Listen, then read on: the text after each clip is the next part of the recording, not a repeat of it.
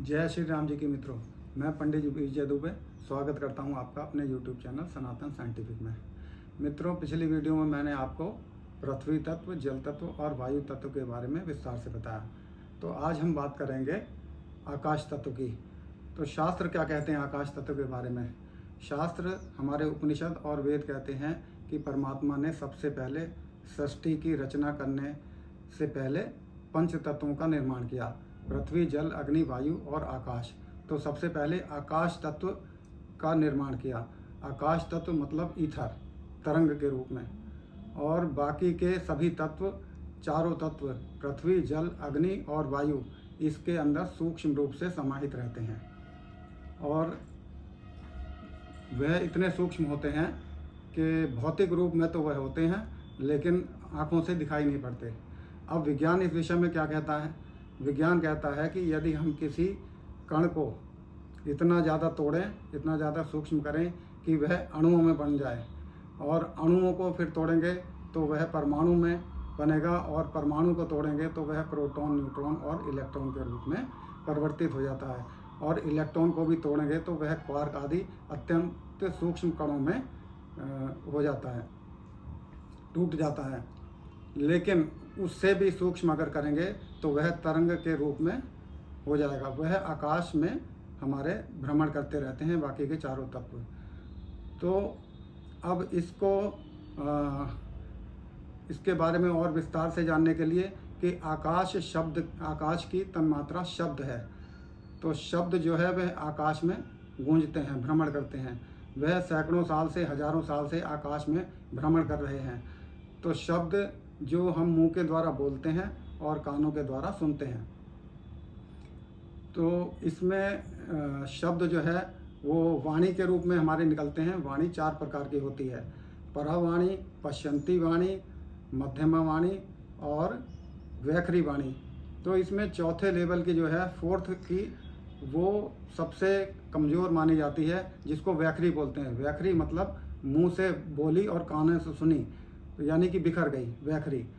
और दूसरे नंबर की जो है उससे थोड़ी अच्छी क्वालिटी की है, वह जो है हम भाव भंगिमाओं के द्वारा और अपने जो है आँखों के इशारों के द्वारा और हाथों के इशारों के द्वारा हम दूसरे को समझाते हैं, और यह दूसरे नंबर की है। और इससे भी अच्छी क्वालिटी की होती है, वह होती है पश्यंती वाणी। पश्यंती वाणी जो मन के द्वारा बोली जाती है और मन के द्वारा ही सुनी जाती है। तो यह भाव और विचार से प्रेषित की जाती है मन में। और चौथी, अंतिम जो है, वह सबसे फाइनेस्ट क्वालिटी की, सबसे उत्कृष्ट और अच्छी मानी जाती है, वह है परावाणी। इस वाणी के अंतर्गत इच्छा, संकल्प शक्ति और श्राप और वरदान, ये सारे के सारे इसी के अंतर्गत आते हैं, परावाणी के अंतर्गत। और जो भी हम आप संकल्प करते हैं वह परावाणी के द्वारा ही ब्रह्मांड में, आकाश में चले जाते हैं, और वो मल्टीप्लाई होकर के वह हमारे ऊपर वैसा ही असर करते हैं। परावाणी के अंतर्गत जितने भी हमारे संकल्प होते हैं, या जो भी हमारे घर में पूजा पाठ, कर्म कांड आदि होते हैं या विवाह होते हैं, उसमें पंडित जी एक संकल्प करवाते हैं।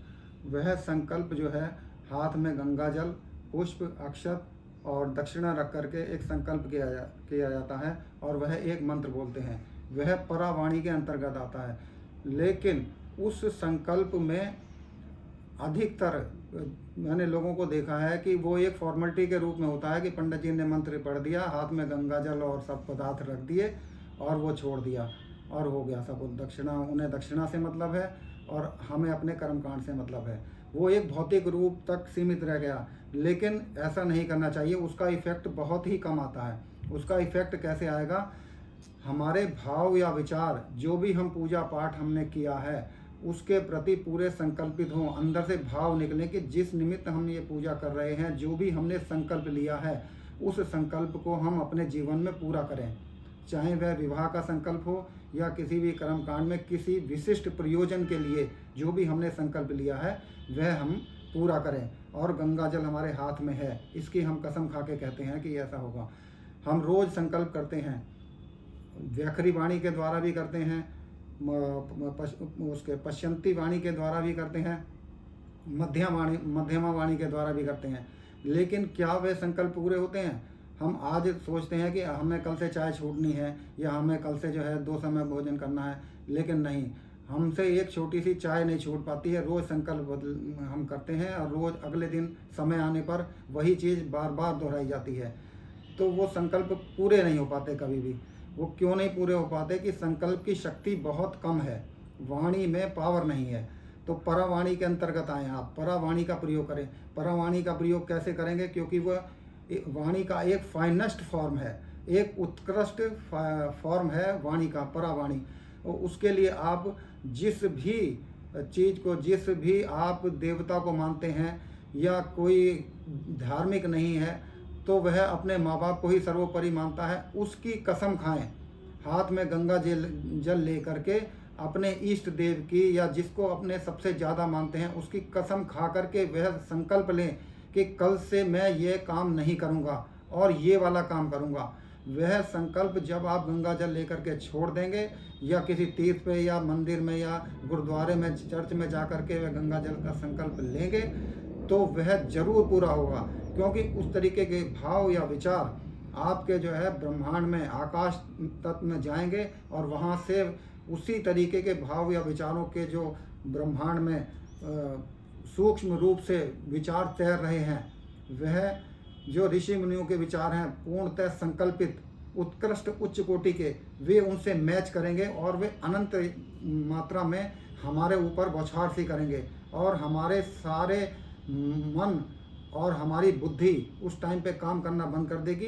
वो विचार जो है वही हमारे से काम कराएंगे और वो कार्य आपका 100% सफल होगा। तो आपको अपने जीवन में इस परावाणी का मुख्य प्रयोग करें। तो ये ठीक कैसे हो? तो ठीक करने के लिए हमें पूरे दिन में कोई भी भाव या विचार इस तरीके के करने चाहिए जो कि नकारात्मक ना हो। सब सकारात्मक विचार हमारे मन में आए और हम किसी के बारे में भी अच्छा, किसी के बारे में भी बुरा ना सोचें। हर समय अच्छा ही सोचें, चाहे हमारे साथ में कोई कितना ही बुरा करे या कितना ही हमारे साथ में कैसी भी परिस्थिति आ जाए, हम पूरे दिन सकारात्मक विचारों से भरे रहें। इसके अलावा जो भी विचार हमारे मन में आएगा, क्योंकि विचारों को तो हम रोक नहीं सकते, विचार तो आने ही आने हैं। रोकने का तरीका मात्र एक बताया है मैंने अपने वायु तत्व के वीडियो में कि आप जो है गहरी सांसें लें। गहरी सांसें जितनी गहरी होंगी और वह 1 मिनट में 15 से कम आएंगी तो विचार कम होते चले जाएंगे। लेकिन सकारात्मक विचार और नकारात्मक विचार ये हमारे मन में ना आए, तो इसके लिए हमें सजग रहना पड़ेगा।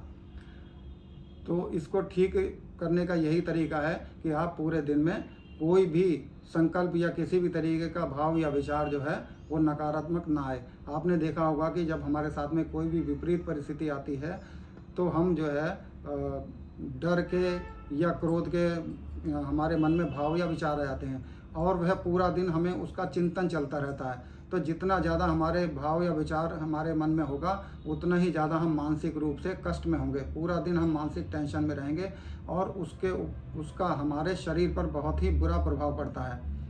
क्योंकि किसी भी प्रकार के भाव या विचार जो है वो हमारे आकाश तत्व में समाहित होते हैं, ब्रह्मांड में जाते हैं, आकाश में समाहित हो जाते हैं और वहाँ पर उस तरीके की प्रवृत्ति के, क्योंकि आकाश में मैंने अभी बताया था आपको कि हर तरीके के विचार घूम रहे हैं। जैसे कि रेडियो तरंगे जो है रेडियो स्टेशन से भेजी जाती हैं और वो रेडियो में एक विशिष्ट फ्रीक्वेंसी, जिस फ्रीक्वेंसी को भेजी गई है उस फ्रीक्वेंसी के हमारा रेडियो यंत्र है, हम स्टेशन जो है बटन से चेंज करते हैं तो उससे मैच करते ही के साथ ही वह आवाज़ हमें सुनाई देती है।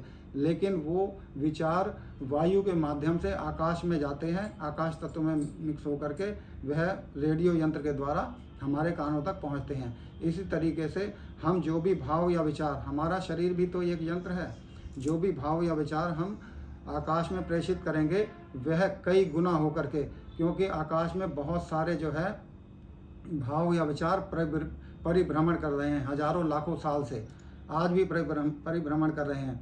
अब वो हमारे तक कैसे पहुंचेंगे? जिस तरीके के हम भाव या विचार यहाँ से प्रेषित करेंगे वो फ्रीक्वेंसी मैच होगी। जैसे कि जो स्टेशन रेडियो स्टेशन से भेजा जाता है, हम अपने रेडियो में उसको स्टेशन को मैच करते हैं, उसकी फ्रीक्वेंसी वहाँ से मैच होती है। जैसे ही वो फ्रीक्वेंसी मैच होगी तो वो ही बातें हमें उसी स्टेशन की हमें सुनाई देने लगेंगी।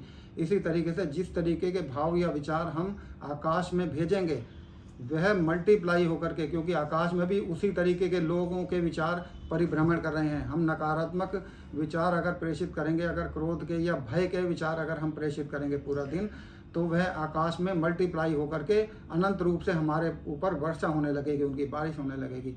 और यदि हम सकारात्मक विचार भेजेंगे तो जो हजारों जन्मों के जो है हजारों सालों से जो बड़े बड़े ऋषि मुनियों के सकारात्मक जो विचार हैं, एक उनकी संकल्प की शक्ति से जो अच्छे कार्य हुए हैं वह भी ब्रह्मांड में घूम रहे हैं, वह हमारे विचारों से मैचिंग होगी उनकी सकारात्मक विचारों से, क्योंकि सेम प्रवृत्ति के विचारों में भी आकर्षण होता है। जैसे आप, क्योंकि उनकी फ्रीक्वेंसी मैच हो गई तो सकारात्मक की सकारात्मक से मैच होगी, तो वो सकारात्मक विचार हमारे अंदर आने लगेंगे। उनकी भी लाखों की तादाद में हमारे ऊपर अनंत रूप से बौछार होगी।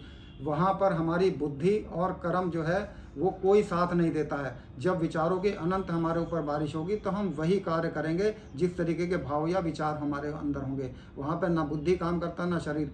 शरीर और बुद्धि केवल विचारों के अनुसार ही कार्य करता है। जिस तरीके के भाव या विचार हमारे अंदर आएंगे उसी तरीके से हमारा शरीर कार्य करने लगेगा, क्योंकि इसका पूरा विज्ञान है। वो हमारे ऑरा में आएंगे, ऑरा से हमारे जो है ग्लैंड में आते हैं, ग्लैंड से हमारा जो है एक हार्मोन क्रिएट होता है, वो हार्मोन्स जो हमारे इंटरनल ग्लैंड को प्रभावित करते हैं और उससे पूरा हमारा शरीर प्रभावित हो जाता है। तो इसके लिए जागरूकता के साथ में हमें अपनी वाणी को सोच समझ करके बोलना चाहिए। कोई किसी भी के लिए भी नकारात्मक भाव या विचार ना पैदा करें, ना अपने लिए, ना पड़ोस के, ना समाज या देश या धर्म के प्रति, किसी के प्रति। पूरे दिन सकारात्मक विचार रखें, परिस्थिति चाहे कोई भी हो। इसको जो है हम ठीक करने के लिए, जो भी हमारे मन में नकारात्मक विचार आ गए हैं, आपने देखा होगा कि आप बहुत ज़्यादा परेशान हैं या कुछ हैं, तो हम एकांत स्थान में चले आते हैं। एकांत मतलब आकाश, खाली स्थान, शून्य।